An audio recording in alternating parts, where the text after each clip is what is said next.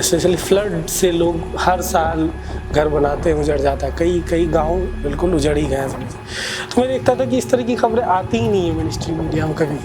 Road ऐसे बहा के ले गया, गांव का गांव खत्म, लेकिन उसकी रिपोर्ट्स नहीं मिलते। क्या है सीमांचल, हम तो जानते ही नहीं है, तो पूर्णिया कमिश्नर ही है। लेकिन आज 5 साल में ये बदलाव हुआ है कि आज प्राइम मिनिस्टर मोदी खुद आते हैं। हालांकि टारगेट करने के लिए भी उन्होंने यूज़ किया इस वर्ड का कि यहाँ घुसपैठ है, बहुत कुछ है, लेकिन ये है कि उस वर्ड को यूज़ करके नेशनल पॉलिटिक्स में पहुँचा दिया कि अब सीमांचल वर्ड से इस इलाके को समझा जाता है। तो जब यहाँ के पिछड़ेपन की बात होती है तो अलग से देखा जाता है। तो जदयू के लीडर्स या जदयू के कैंडिडेट से आप घुसपैठ के बारे में पूछेंगे, वो या तो इनकार कर देंगे कि ऐसा कुछ नहीं है, बल्कि वो यहाँ तक कह देते हैं ये तो प्राइम मिनिस्टर मोदी का जुमला है। आज के हम अपना अगर मैं पर्सनल एक्सपीरियंस में बताऊँ तो आप जब हम रिपोर्टिंग के लिए जाते हैं तो एक डर तो दिल में रहता है कि जब आप निकल रहे हैं और आप किसी ऐसे गांव में जाएं रिपोर्टिंग के लिए जहां पर हम ओपनली कह रहे हैं कि जहां पर लगता है कि बीजेपी के वोटर्स ज़्यादा वो है, तो वो कई बार होता है कि क्योंकि वो ओपनली मुस्लिम के अगेंस्ट ऐसे बोल रहे हैं। आप गांव की बात छोड़िए, प्रधानमंत्री मोदी की सभा में कवर कर रहा था, प्रधानमंत्री की मोदी की सभा के वीडियोस पड़े हुए हैं हमारे पास, हम वीडियो गाली गलौज को हटा के हम अनएडिटेड वीडियो सारे डाल देते हैं अपने ऑडियंस के लिए। तो मोदी जी की सभा से बाहर जो ऑडियंस बाहर आ रही है वो ओपनली मुस्लिम्स के खिलाफ बोल रहे हैं। अब मैं वहाँ मुस्लिम हूँ, मेरा रिपोर्टर मुस्लिम है, लेकिन वो ऑडियंस ये मान लिया है कि ये रिपोर्टर मुस्लिम है नहीं, वो खुद कुछ भी बोले जा रहे हैं। एक चाचा हैं लगभग 80 साल के होंगे, उनसे मैंने सिंपली पूछा वृद्धा पेंशन आपका बन गया? चाचा बोले नहीं, बहुत करप्शन है, हर जगह पैसा मांगता है। इंदिरा आवास मिल गया? नहीं, हर जगह है, बहुत करप्शन है, कुछ नहीं हुआ, हम लोग फूस के घर में रहते हैं, ये वो। उसके बाद चचा से बात करके हम आगे बढ़ जाते हैं। थोड़ी देर बाद जब माहौल एग्रेसिव हुआ, जब जय श्री राम के नारे लगे, वो चाचा जो अच्छे से चल भी नहीं पा रहे वो आते हैं हमारे माइक में, वापस बोलते हैं वो सब तो ठीक है, मुस्लिम को भगाओ, मुस्लिम को दबाओ, तभी ये देश सुरक्षित रहेगा। तो बोला चाचा आपका तो वृद्धा पेंशन नहीं बना है, उसका ज़्यादा चिंता कीजिए। बाद में चाचा से बात हुई, नहीं, हम यहाँ मोदी की सभा में आए थे ताकि मुस्लिम को दबाओ, मुस्लिम को दबा के रखो। तो वैसे में आपको एक अंदर डर तो बैठेगा ही ना कि आप वहाँ पे 2 लोग हैं, अगर उनको थोड़ी देर के लिए किसी तरीके से पता लग ही गया कि आप भी जिससे वो बात कर रहा है वही आदमी मुस्लिम है, तो आगे रिएक्शन कुछ भी हो सकता है। मैं ये नहीं कह रहा हूँ कि कुछ मतलब ज़्यादा नेगेटिव हो सकता है या कुछ, लेकिन थ्रेटन अंदर तो हम फील करते ही हैं। और ये बहुत ही कॉमन फेनोमेना है, वो यही नहीं है, बल्कि उस सभा में और कई ऐसे लोग मिले जैसे ओपनली मुस्लिम के खिलाफ ऐसी उल्टी सीधी बातें करते हैं, जो काफ़ी यंगस्टर्स हैं, 18-19 साल के लड़के हैं। VHP से जुड़ा हुआ एक लड़का मिला, वो ओपनली मुस्लिम्स के बारे में ऐसी बातें कर रहा है।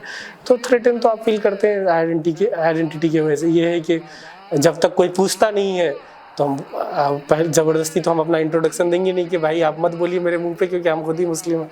तो वहाँ तक ठीक है, और अपना इलाका है तो थोड़ा उस वजह से भी सेफ फील करते हैं। यही काम शायद मैं जाके यहाँ से जाके मथुरा में करता या यूपी के किसी इलाके में करता तो थोड़ा ज़्यादा थ्रेटन फील करता, लेकिन अपना इलाका है तो ऐसा भी लगता है कि जो भी बोल रहे हैं लोग तो अपने ही है। क्या ऋषिकेश नाश्ता करोगे? नहीं, शानदार नाश्ता बना है। नहीं, बहुत हो गया। अरे तुम्हारा विजुअल बन रहा है ऋषिकेश, क्या ठीक है। सेल्फ कंसियस मतलब स्टोरी में जाओगे तो स्टोरी बनाते बनाते खुद ही स्टोरी बन गए। हम लोग इतना कवर करते हैं, कोई हम लोग को तो कवर करे कभी। मुझे सबसे ज़्यादा टेंशन होने में कोई हमको। मेरी पढ़ाई भी दिल्ली से ही हुई है, तो 2006 से लेके 15-16 तक रहा। मैं देखा कि वहाँ की मीडिया को फ़र्क ही नहीं पड़ता है कि इधर हो क्या रहा है, कैसे इंफ्रास्ट्रक्चर का क्या प्रॉब्लम, बेसिक इश्यूज़ पे यहाँ की कोई बात ही नहीं हो रही। तो इसी को लेके मैंने मतलब सोचा कि बीटेक ना करके जर्नलिज्म की तरफ जाया जाए, और जामिया बहुत हो गया था मेरे जीवन में, स्कूल से लेके बीटेक तक। तो मैंने कुछ अलग करने के लिए IIMC में एडमिशन लिया। तो IIMC में 1 साल पढ़ाई के दौरान फिर मुझे रियलाइज़ हुआ कि जो हम करने आए हैं वो मेन स्ट्रीम मीडिया में जाके तो हो नहीं सकता है। IIMC के दौरान ही हमने कॉलेज में ही अपने फ्रेंड्स के 7-8 लोगों के ग्रुप ने मिलके मैं मीडिया यूट्यूब चैनल तो बना दिया था उसको। जो भी अलग अलग रीजन्स से क्लासमेट्स हैं उनसे उस इलाके के इश्यूज़ पे ऐसे ही एक टॉकिंग हेड होता था, वो ऐसे ही बताते थे कि हमारे उत्तराखंड में ये प्रॉब्लम्स हैं, वेस्ट बंगाल में ये प्रॉब्लम्स हैं, बिहार में ये प्रॉब्लम्स हैं, केरला में ये प्रॉब्लम्स हैं, असम में ये प्रॉब्लम्स हैं, हर एक स्टेट लगभग उसमें कवर्ड है। तो इनिशियली हमने उस तरह के वीडियोज़ डाले। फिर मैं मीडिया टॉक्स हमने शुरू किया, जिसमें अपने ही टीचर्स को हम सैटरडे बुलाते थे। वहाँ पे ओपन थिएटर है कैंटीन के पास, तो वहाँ बैठ के हम लोग मीडिया के प्रॉब्लम्स पे ही अलग अलग इश्यूज़ पे डिस्कशन होता था। मीडिया ओनरशिप की क्या प्रॉब्लम है, लेगेसी मीडिया कैसी चीज़ों को बर्बाद कर रही है, इन चीज़ों को लेकर डिस्कस करते थे। लेकिन जब प्लेसमेंट का दौर शुरू हुआ तो सब लोग भागे जॉब की तरफ, तो मैं भी जॉब की तरफ भागा। उस वक्त कुछ समझ में नहीं आता है कि सारे फ्रेंड्स जा रहे हैं जॉब की तरफ, तो ये क्या करें। तो मैं लगभग लास्ट ही था जो प्लेसमेंट की तरफ मैंने गया। उस वक्त क्योंकि मन ही नहीं लगता, तो 15 दिन RST हुई, 3 महीने लगभग स्कूप वूप, फिर जाके 1 साल ANI। तो ANI आके मैं ये कंफर्म हो गया कि कुछ हो नहीं सकता मिनिस्ट्री मीडिया का, क्योंकि मैंने अपने लेवल पे ANI में रहते हुए बहुत स्टोरी पुश करने की कोशिश की। ANI के अलग अलग डिपार्टमेंट में रॉयटर्स का वहाँ पे डेस्क चलता है, रॉयटर्स जो एजेंसी है, क्योंकि उनका टाई अप है, इंडिया के कंटेंट यही देते हैं।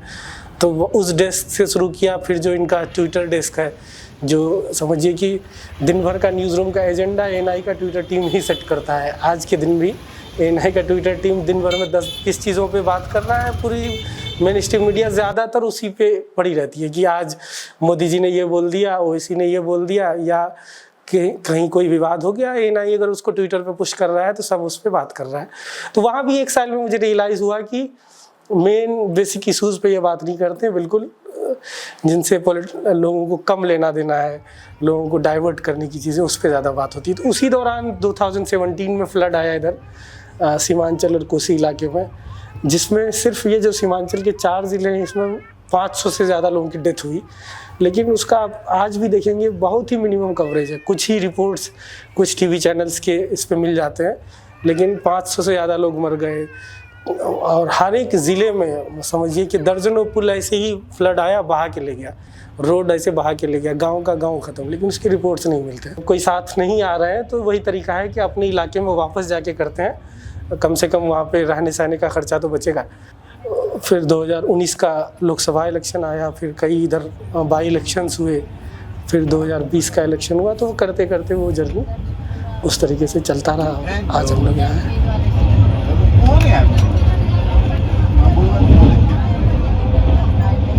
2019 में क्योंकि हम लोग 2 लोगों की टीम थे, मैं था और हमारे साथी हैं शाह फैसल, तो हम लोग दोनों ही कवर कर रहे थे। तो उस वक्त हम लोग किशनगंज लोकसभा से बाहर, और इसलिए हम लोगों ने कवर किया ही नहीं, कर पाते भी नहीं। 2 लोग, एक लोकसभा क्षेत्र बहुत ज़्यादा था। लेकिन किशनगंज लोकसभा क्षेत्र का ये है कि हर एक गाँव जा के हमने वहाँ के इश्यूज़ उठाए। 2019 के लोकसभा चुनाव में उस वक्त एक डेवलपमेंट के लिए एक सीरीज़ भी स्टार्ट किया, विकास तुम कहाँ हो। उसमें डेवलपमेंट की इश्यूज़ पे हम बात करते थे, इंटरव्यूज़ की, हर तरह की चीज़ें की। तो उसके बाहर का तो हमें आइडिया नहीं। 2019 में यहाँ जो फेनोमेना हुआ वो ये हुआ कि ये पहली बार लोकसभा इलेक्शन को बहुत दिनों के बाद किशनगंज में 98-99 में हुआ था, जबकि किशनगंज में लोकसभा इलेक्शन ट्रायंगुलर हो गया था कि 3 कैंडिडेट में कौन जीतेगा पता नहीं।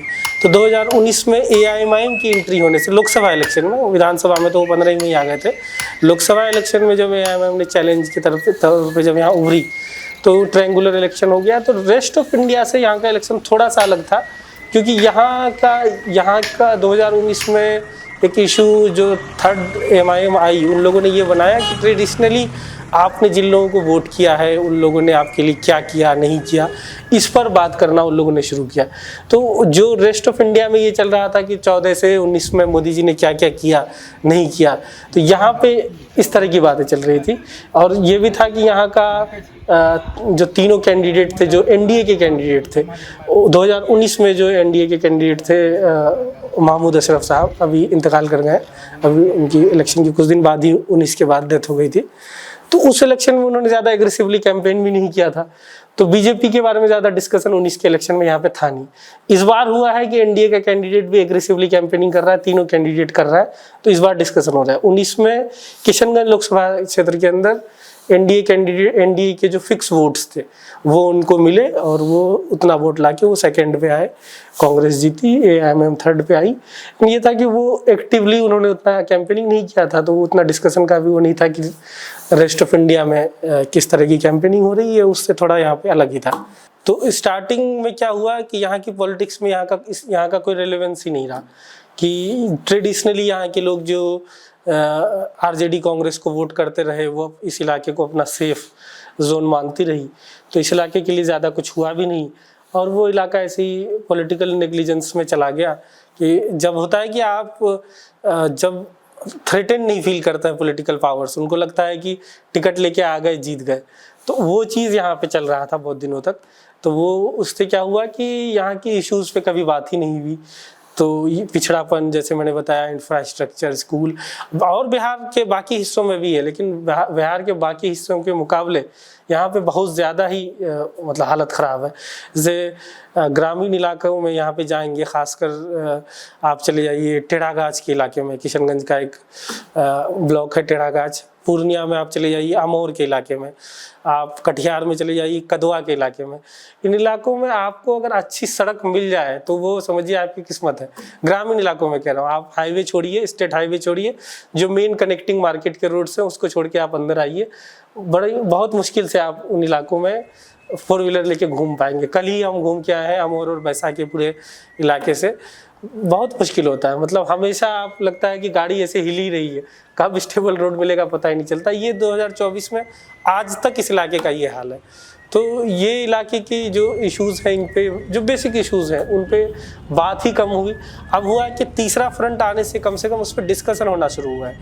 तो ये है कि जब पॉलिटिकल पावर्स थ्रेटन फील करते हैं कि उनकी जो स्टेबिलिटी है उसको कोई चैलेंज कर सकता है, तो इससे एक ये तो बस फ़ायदा है। तो उससे हुआ कि इस इलाके को नेशनल पॉलिटिक्स में गिना जाने लगा कि आज मेन स्ट्रीम मीडिया ही जब बात करता है तो इस चारों ज़िलों को एक एज ए ब्लॉक सीमांचल के तौर पे बात किया था। सीमांचल कोई ऑफिशियल कोई वर्ड है नहीं, वो जो पूर्णिया सब कमिश्नरी जिसको बोलते हैं, पूर्णिया कमिश्नरी के अंदर ये चारों ज़िले आते हैं। सीमांचल वर्ड का कोई ऑफिशियल रेलेवेंस है ही नहीं, लेकिन एक पॉलिटिकल कोनोटेशन उसका हो गया है कि पॉलिटिक्स को रेलेवेंट बनाने के लिए सीमांचल करके यूज़ किया जा रहा है।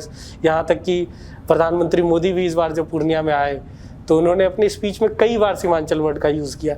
इसी से पीछे आप 2019 में चले जाइए, जब जदयू के एमपीज़ यहाँ पे जीते हुए थे, तो कांग्रेस के जो भी एमपी किशनगंज में जीते, उन्होंने उस वक्त एक ऐसे ही किसी मीडिया में बाइट देते हुए बोल दिया था कि हम तो इतने पिछड़े हैं कि सीमांचल को अलग राज्य बनाने की हम मांग करेंगे।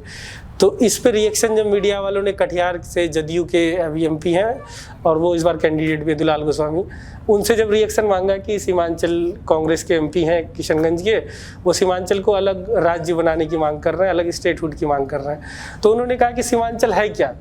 नहीं तो पहले होता था ब्रॉडर टर्म में सब मिथिला में इसको शामिल कर लेते थे, और मिथिला इतना बड़ा है कि आधा बिहार ही है, तो उसमें फिर यहाँ की प्रॉब्लम्स पे स्पेसिफिकली बात नहीं हो पाती थी।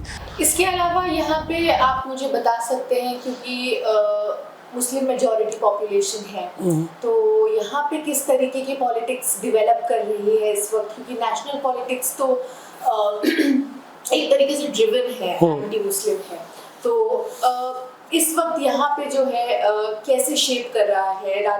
देश की राजनीति के साथ कॉरेस्पॉन्डेंस में है, लोग अवेयर हैं, आपको क्या लगता है, जागरूक हैं लोग यहाँ पे? ये बहुत ही समझिए कि यहाँ की पॉलिटिक्स आप जब देखेंगे तो अभी जैसे मैंने बताया घुसपैठ का मामला है, ठीक है, घुसपैठ का मामला प्राइम मिनिस्टर मोदी ने पूर्णिया में उठाया, लेकिन जो एनडीए के कैंडिडेट्स हैं यहाँ पर सीमांचल के जो 4 लोकसभा क्षेत्र हैं उसमें से 3 में जदयू के कैंडिडेट हैं। किशनगंज में अभी ट्रायंगुलर फाइट है, तो जदयू को 1 लाख के अराउंड मुस्लिम वोट चाहिए होगा तभी जदयू निकल पाएगी, नहीं तो फिर कांग्रेस या एमआईएम में से कोई निकलेगी। जदयू जब तक ये 1 लाख मुस्लिम वोट नहीं ले पाएगी, तो वो अगर घुसपैठ का प्राइम मिनिस्टर के इश्यूज को ये भी उठाएंगे तो वो मुस्लिम वोट उनको नहीं मिलेगा। जदयू के नीतीश जी की एक सभा हुई, उसमें मैंने जदयू के एक एमएलसी का इंटरव्यू किया, तो घुसपैठ को लेकर ही कि मोदी जी का मुद्दा है तो आपका मुद्दा क्यों नहीं, बात होने लगी। तो उसमें किसी सपोर्टर ने कुछ बोल, पीछे से मैं मतलब आवाज़ आ रही थी इंटरव्यू के बाद, जब एमएलसी साहब भी जाने लगे, हम भी निकलने लगे, तो किसी सपोर्टर ने एक दूसरे लोकल जदयू के लीडर से, वो बाहर से आया होगा, उसने बोला कि इसकी हिम्मत कैसे हो रही है एमएलसी साहब से ऐसे बात करने की।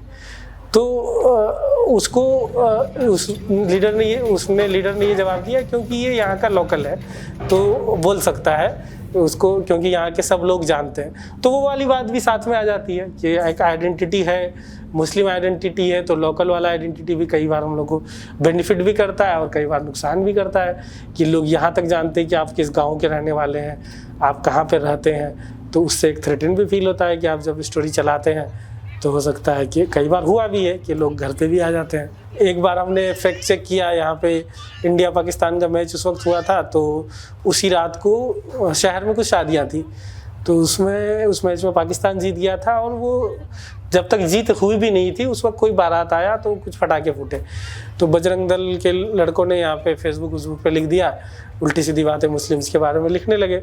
तो उसको लेकर हमने स्टोरी चलाई, तो थाने से यहाँ कॉल जाता है, हम लोग, मेरे पास कॉल आया कि आप माहौल को बिगाड़ रहे हैं क्योंकि उन लोगों ने माफ़ीनामा दे दिया है, जबकि मैंने उसमें जिन लोगों ने पोस्ट डाला था और थाने में माफ़ीनामा भी दे दिया था, उनसे कॉल करके पूछा कि आपको लगता है कि आपने पोस्ट गलत डाला था, वो मानने को तैयार नहीं है। उनका सीधा कहना है कि नहीं, इन्होंने पाकिस्तान की जीत पे ही फटाखा फोड़ा था, किसी की शादी वादी नहीं थी, जबकि शहर में 2-3 शादियाँ थी। तो वो पुलिस वाले हम ही को धमकाने लगे कि आप अपनी स्टोरी डिलीट करो, नहीं तो हम आप पे केस करेंगे, थाना में आके मिलो, डीएम साहब से मिलो, एसपी साहब से मिलो। तो ये चीज़ें होती रहती हैं, जितने लोकल लेवल पे आप काम करेंगे उतना इजीली। अब बाहर से कोई अगर दिल्ली से आके काम स्टोरी करके जा रहा है तो आप तो वापस चले गए, लेकिन हमें कि यहीं स्टोरी करके यहीं रहना है, तो उस तरह का थ्रेट तो रहता ही है।